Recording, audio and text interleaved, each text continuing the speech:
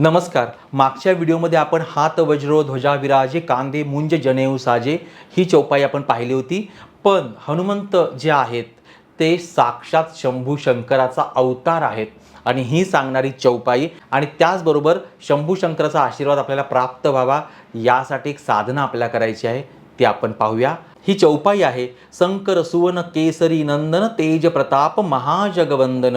हनुमान हे शंकराचे अंशरूप मानले जातात, म्हणून त्यांना शंकर सुवन असं म्हटलं गेलं आहे. म्हणजे ते शंकराचा अंश आहे आणि त्याचबरोबर ते वानरराज केसरीचे पुत्र आहे, म्हणून त्यांना केसरी नंदन असं म्हटलं गेलेलं आहे किंवा संबोधलं जातं.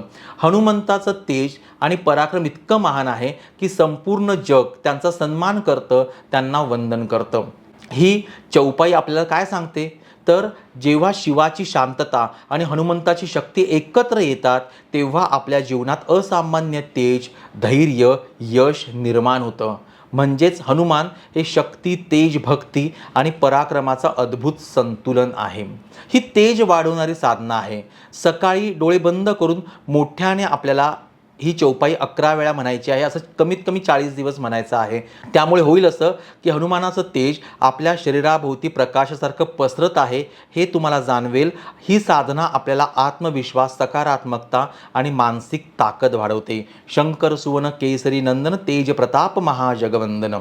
जर आपल्या मनात भीती निर्माण होत असेल, नकारात्मक विचार येत असतील तर त्यावेळेला ही चौपाई कमीत कमी 21 वेळेला म्हणा किंवा जेवढं तुम्हाला शक्य आहे तेवढ्या वेळा म्हणा आणि सांगा की हनुमंताचं तेज माझ्या जीवनातील सर्व अंधार दूर करत आहे. आत्मविश्वास वाढवण्यासाठी आपल्याला महत्त्वाच्या मीटिंगला जायचं आहे, परीक्षेला जायचं आहे किंवा प्रेझेंटेशनला जायचं आहे, त्यावेळेला ही चौपाई 5 वेळा म्हणा. खोल श्वास घ्या आणि मनात हनुमंताचं तेज अनुभवा. यामुळे धैर्य, स्थिरता आणि विचारशक्ती आपली वाढेल आणि आपल्याला खूप चांगला रिझल्ट आपण देऊ शकू एवढी ताकद या चौपाईमध्ये आहे. हनुमान म्हणजे फक्त शक्ती नाही तर ते शिवाचं तेज आहे, भक्ती त्यांच्यामध्ये आहे, त्याचबरोबर चैतन्य आहे. काम करण्यासाठी ते आतुर आहेत, तत्पर आहेत. प्रभू रामचंद्रांचं काम म्हणजे धर्माचं काम आहे, चांगल्या गोष्टीचं काम आहे. हे देखील तितकंच महत्त्वाचं आहे. तर हनुमान साधना ही जी आहे ही चालीसाच्या माध्यमातून, जे तुलसीदासांनी हनुमान चालीसा लिहिली त्याच्या माध्यमातून आपण करत आहोत.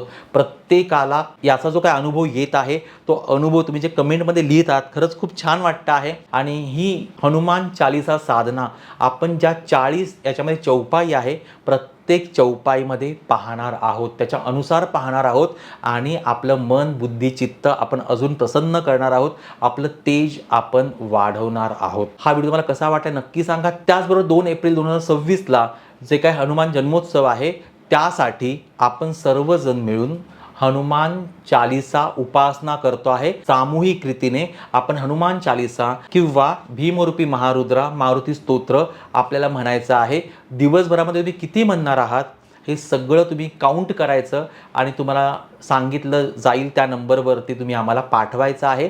आपण सगळ्यांची बेरीज करून हे सगळं समर्पित करणार आहोत समाजकार्याला, प्रत्येकाच्या कुटुंबाला आणि प्रत्येकाच्या मनातल्या इच्छा पूर्ण होण्यासाठी. हनुमंत शक्ती, बल, बुद्धी, स्थैर्य, आनंद, परमानंद, चैतन्य ह्या सगळ्यांचं प्रतीक आहे आणि तेवढाच तो रामदूत देखील आहे. हा व्हिडिओ तुम्हाला कसा वाटला नक्की सांगा. व्हिडिओ अधिक शेअर करा. चॅनलला अजून सबस्क्राईब केलं नसेल करून ठेवा, बेल आयकॉन क्लिक करा म्हणजे पुढचा प्रत्येक व्हिडिओ तुम्हाला सर्वात अगोदर पाहता येईल. धन्यवाद.